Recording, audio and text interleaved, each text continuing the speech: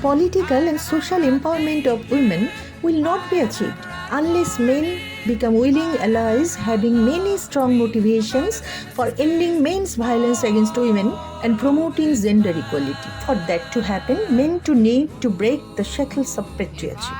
Equidiversity Foundation started working with men and young boys by mobilizing them into groups and creating safe spaces for them to open up. Working with the ecosystem of girls, women community leaders of Nari Jagaran committees, the village level child protection committees, and the Gram Panchayat, and link them with the boys became our focus areas. This film is another platform for these boys and girls to tell their stories and their vision for gender equality. Working with men and boys is very complex. So, in one way, you would like men and boys to become not as protectors and saviors of women, but as allies in the movement towards gender equality. Now, the question is, how do you do that? One approach can be you look at men as well part of the problem, hence they have to become part of the solution. The other approach can be a little broader, which tends to look at them as products of patriarchy, men also going through the pressures of patriarchy and the notions of masculinity that makes them who they are, and therefore going through issues of their inability to share their emotions and taking the pressures and also the need to feel powerful and exercise control and violence in order to feel that. And therefore, with this approach, then you tend to look at men, whether your work therefore revolves around how men can reflect on these notions, whether they are able to change the language around masculinity, whether they are able to create new notions of power, sharing power of with all the genders, particularly with women. They're able to become inclusive leaders, and whether they're able to experience empathy for themselves and therefore for others. So then this approach becomes a bit broader, and at Equidiversity Foundation, that is the experiment that we are trying to make. I'd sing it in the evening all over this land. I'd sing out danger. I'd sing out warning. I'd sing out love between my brothers and my sisters. শিশু সুরক্ষার ব্যাপারে চারটে ভাগ আছে: অংশগ্রহণের অধিকার, বিকাশের অধিকার, বাঁচার অধিকার। এসব বিষয়গুলো আমি একদম ডিটেলসে জানতে পেরেছি। পুরুষরা যে অধিকারগুলো পায় সেগুলো যেন নারীদেরকেও সমানভাবে দেখা হয়, নারীকে যেন পুরুষদের থেকে ছোট করে না দেখা হয়। আমার একটা বান্ধবী আর একটা বন্ধুর সাথে স্কুলে যাচ্ছিলাম, হঠাৎ আমার বান্ধবীটিকে দেখি সে একটু সিরিয়াস টাইপের হয়ে যায়। আমি তাকে জিজ্ঞাসা করি যে তার হঠাৎ করে কি হলো, যে এত গম্ভীর হয়ে গেল কেন। পিরিয়ডসের একটু সমস্যা ছিল, তা সেটা আমি জেনেছি তার কাছে, এবং কোনো লজ্জা না করে তাকে আমি এখান থেকে যেগুলো শিখেছি সেগুলো পরামর্শ দিয়েছি। যেমন সব পরিষ্কার পরিচ্ছন্ন ইউজ করতে, তারপর লজ্জা না করে সময় সময় সব কিছু সবাইকে বলতে। কোনো মেয়েদিকে টিটকারি মারা উচিত নয়, মেয়েরাও সব কোনো দিক থেকেই কম নয়, পিছিয়ে নেই। 18 বছর নিচে কোনো মেয়েদেরকে বিয়ে দেওয়া উচিত নেই, তারা যতদূর পড়তে চায় তাদেরকে তত পড়াশোনা করানো উচিত। গ্রুপগুলো আরো বাড়ানো উচিত, কোনো প্রত্যেক পাড়া থেকে একটা করে ছেলে নিয়ে আরো পাড়ায় পাড়ায় সেই ঘটনা আরো বেশি আলোচনা হবে। লিঙ্গ বৈষম্য বলতে সেটা সমাজে ঠিক করেছে। বড় বড় চুল মেয়েরা রাখবে, ছেলেরা ছোট ছোট করে চুল কাটবে, মেয়েরা কানে পরবে, টিপ পরবে, শাড়ি পরবে, এরকম যেটা সমাজ শিখিয়েছে। মেয়েরা যেমন ধরুন বাড়ির কাজ করছে, যে রান্না করছে, ঘর মুছছে, এটা ছেলেরা যে করবে না সেরকম কোনো কথা নয়। সবার সাথে মিশতাম না, বন্ধু বান্ধবদের সেরকম কথা বলতাম না, বান্ধবীদেরকে সেরকম কথা বলতাম না। এখন সবার সাথে কথা বলি, মায়ের অসুবিধা হলে বা ঠাকুমার অসুবিধা হলে সেই কাজগুলো করি। আমি কৃষ্ণকলি মাহাতো, এমএ পিএইচডি। আমার গান অমাবস্যা।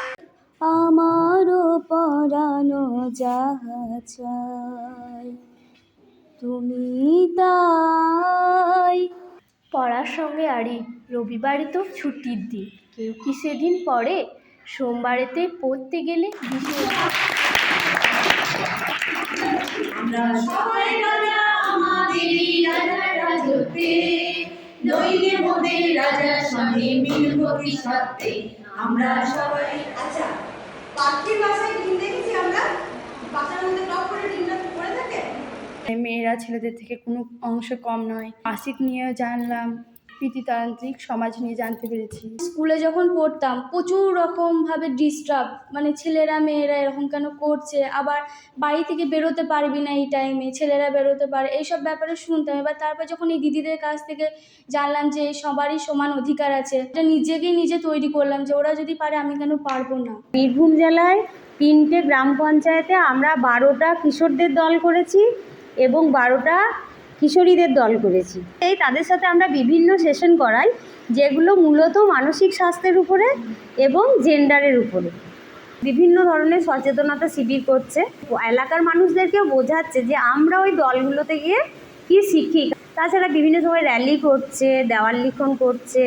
হ্যাঁ, আমাদের এখানে একটা বড় সাম্য মেলা হয়েছিল, যে মেলায় এই কিশোর কিশোরেরাই প্রায় অর্গানাইজ করেছিল। সেইটা নিয়ে এলাকার মানুষও ভীষণ খুশি এবং এখন এলাকার লোকরাও ওদেরকে খুব সাপোর্ট করে।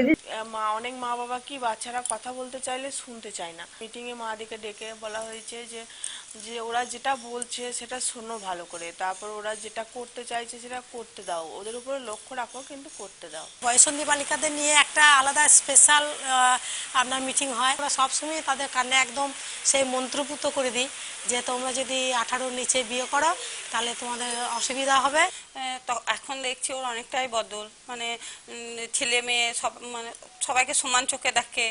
আমার ছেলে এখন এটার সঙ্গে যুক্ত হওয়ার পথে মেয়েদের প্রতি আর বেশি একটু মানে সম্মান দিতে বেশি শিখেছে। আর ছেলের মধ্যে অনেক পরিবর্তন লক্ষ্য করেছি। আগে যেমন সব কথা বলতো না, মিশতে পারতো না সবার সাথে, এখন খুব খোলামেলা সব কথা আলোচনা করে।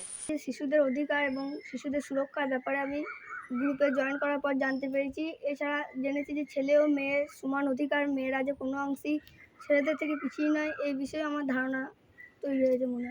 এই কিশোর গ্রুপে জয়েন করার পর আমার মনে সাহস বেড়েছে এবং আত্মবিশ্বাসও বেড়েছে।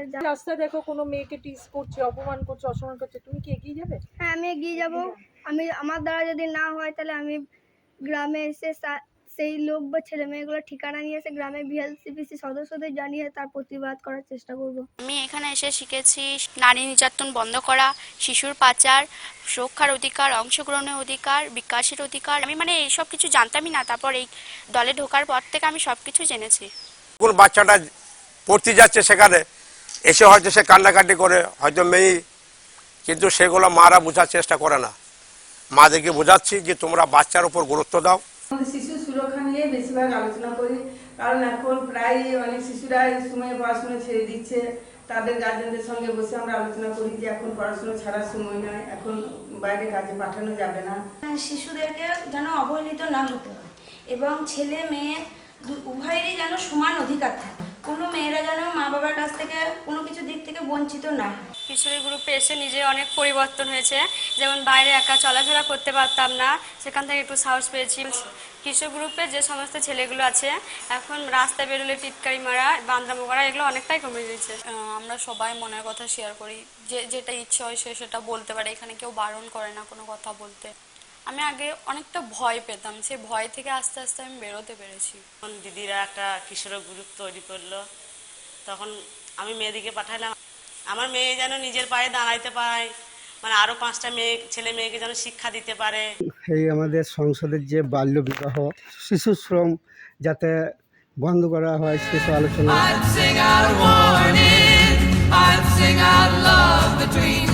লিঙ্গ বৈষম্যটা যদি আমরা দূর করি তাহলে আমাদেরকে কি করতে হবে? হ্যাঁ, সচেতনতা শিবির করতে হবে। মানে ছোট ছোট করে অ্যাওয়ারনেস প্রোগ্রাম করলাম প্রত্যেকটা গ্রামে। রাস্তাতে মেয়েদেরকে দেখে টিরকাই মারা, অনেক কিছু মানে বন্ধুরা হয়তো করতো, এখন হয়তো তা নেই। নারী পুরুষ বৈষম্য নিয়ে আলোচনা হয়, সেটা আমার মধ্যে পরিবর্তন এসে বাড়িতে কিছু হলে আমিও হেল্প করি আমার মাকে। কিশোর গ্রুপ যখন আমি প্রথম তৈরি করতে গেছি কিছুতেই আমাদের কাছে আসতে চাইছিল না। ওদের কাছে যখন বারবার আমরা যেতে লাগলাম কিছুটা ভরসা আমাদের উপরে পেল। মেয়ের কোনো মানে মন নাই যে এখন ছেলে মেয়ে পড়াশোনা করবে বা কিছু, ওইটা দেখে নাই, মানে বউ রইলো দিয়ে দিল। হ্যাঁ, আমরা প্রতিবাদ করতে চাই যে আমরা কেন নিজের স্বপ্ন পূর্ণ করতে পারবো না। আমরাও চাই যে আমরাও সমাজে আগে বাড়ি বা আমরাও কিছু করি।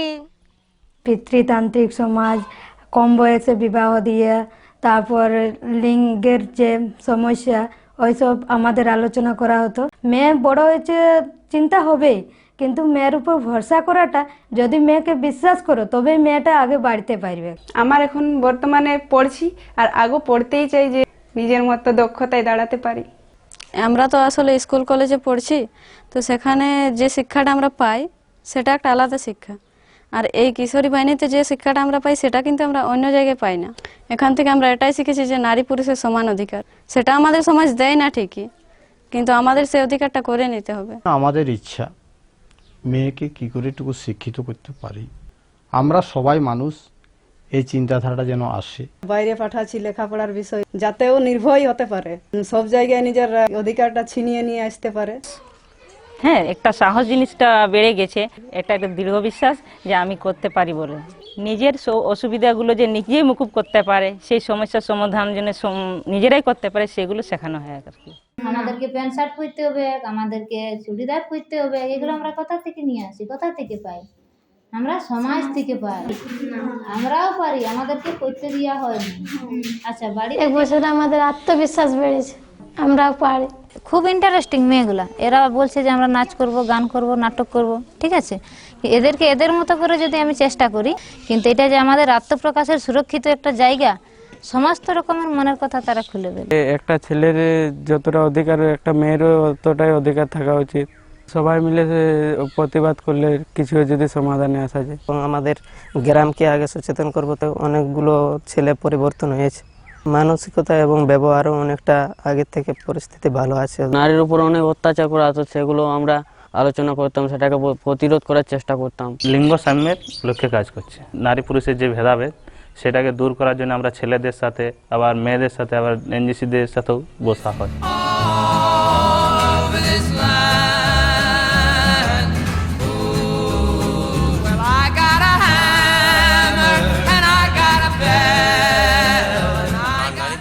মানে সমান অধিকার, কাউকে ছোট করে দেখা উচিত নয়। গ্রামের সবাইকে মানে আরো ছোট ছোট গ্রুপ তৈরি করে তাদেরকে নিয়ে বোঝানো, মানে সংগঠন মতো তৈরি করে তাদেরকে নিয়ে কাজ করা, এটাই হচ্ছে আমার।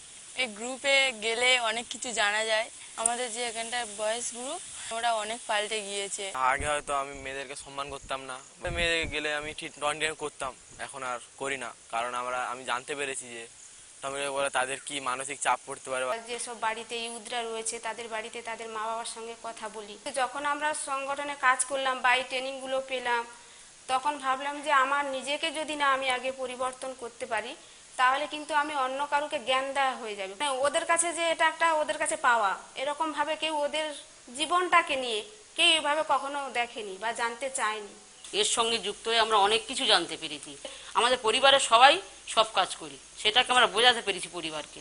18-র নিচে বাচ্চাদেরকে নিয়ে এখন গার্জেনরা বা বাচ্চারা বা আসছে, ওরা কোনো মেয়ের যেন কোনো অসম্মান না হয়, আর মানে অল্প বয়সে বিয়ে করাটা আটকাতে পারি। আমার স্বাধীনতার জন্য লড়ছি, আর 5টা মেয়ের স্বাধীনতার জন্য লড়ছি, এটা ভালোই লাগছে। মেয়েটার একটা পুরো ছেলেদের মতো অধিকার থাকা দরকার। ছেলেরা যেই কাজগুলো করে মেয়েরাও তো প্রায় সবাই করে।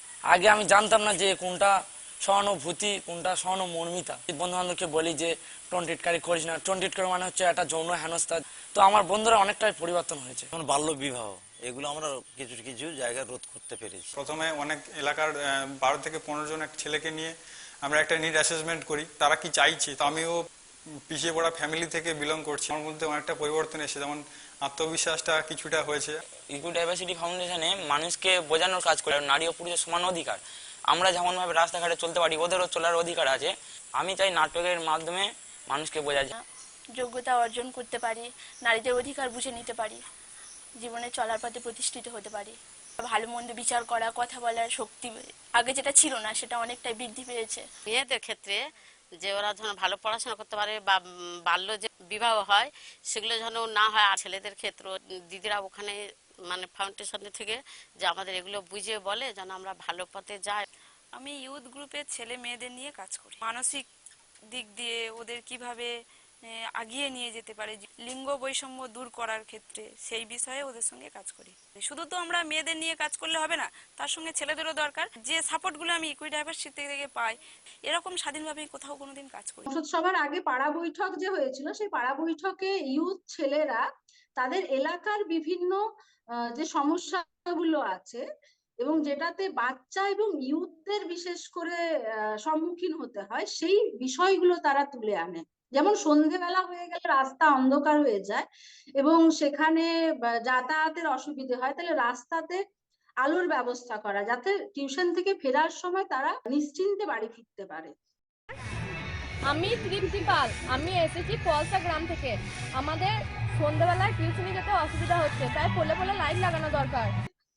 বীরভূম জেলাতে দাসকলগ্রাম কলায়া বলে একটি গ্রাম পঞ্চায়েত আছে, যেখানে পঞ্চায়েতের উদ্যোগে দুটি স্কুলে চাইল্ড পার্লামেন্টের সমস্ত ছেলে মেয়েদেরকে নিয়ে একটি শিশু গ্রাম সংসদ সভার আয়োজন করা হয়। সেটা কিন্তু পঞ্চায়েতের উদ্যোগে। তাদের স্কুলের যে সমস্যাগুলো, যেখানে এই বিশেষ করে ভ্যাটের সমস্যা, জল নিষ্কাশনী ব্যবস্থার অভাব, বাউন্ডারি ওয়ালের অভাব, তো সেইটা তারা যখন তোলে এবং পঞ্চায়েত থেকে এই পরিকল্পনাগুলোকে গ্রহণও করা হয়েছে।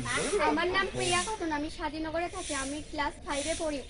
আমাদের এখানে একটা মেলা হয়, তো মেলার মাধ্যমে এখানে একটা বাথরুম করা উচিত, কারণ আশেপাশে জায়গাগুলোয় পেশাব করা হচ্ছে, জায়গা দূষিত হচ্ছে বা গন্ধতে থাকা যাচ্ছে না, তো এখানে একটা বাথরুম করা হোক। ইউনিভার্সিটি ফাউন্ডেশনের যে 3টে ফিল্ড, বীরভূম, পুরুলিয়া এবং দক্ষিণ 24 পরগনা, 3টে ফিল্ডেই এই সাম্য মেলা আয়োজন করা হয়, যেখানে এলাকার নারী জাগরণ কমিটি, স্থানীয় পঞ্চায়েত, প্রশাসন, থানা, এলাকার ইউথ, ছেলেমেয়েরা এবং সাথে সাথে যারা প্রাইমারি স্কুলে যে ছেলেমেয়েরা পড়ে, প্রত্যেকেই এই মেলাটার পার্ট হবে।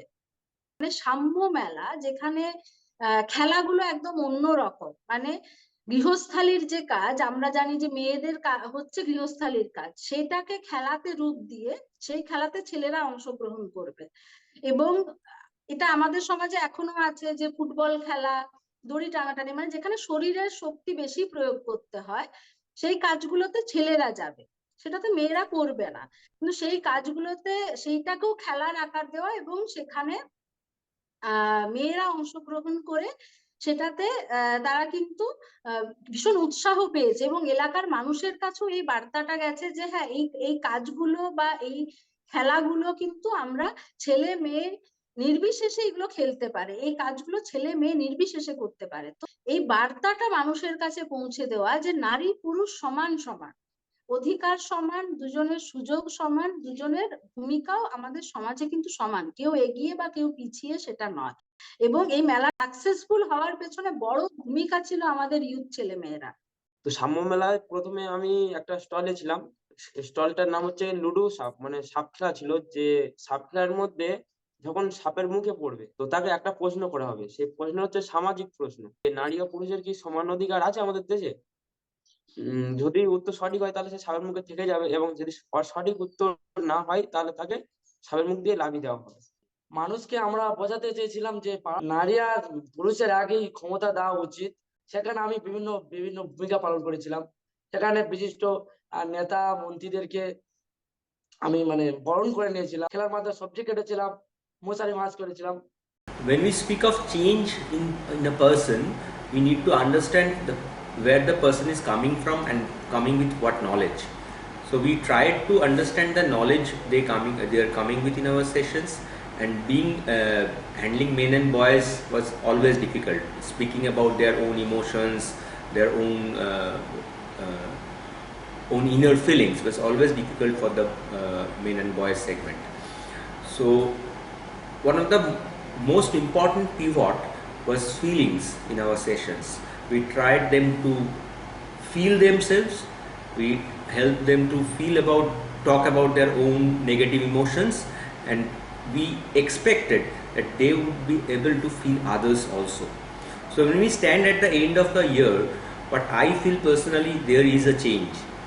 Now they are able to feel the plight of the women around them, women who are their mothers, the women who are their sisters, and they are trying to empathize with them.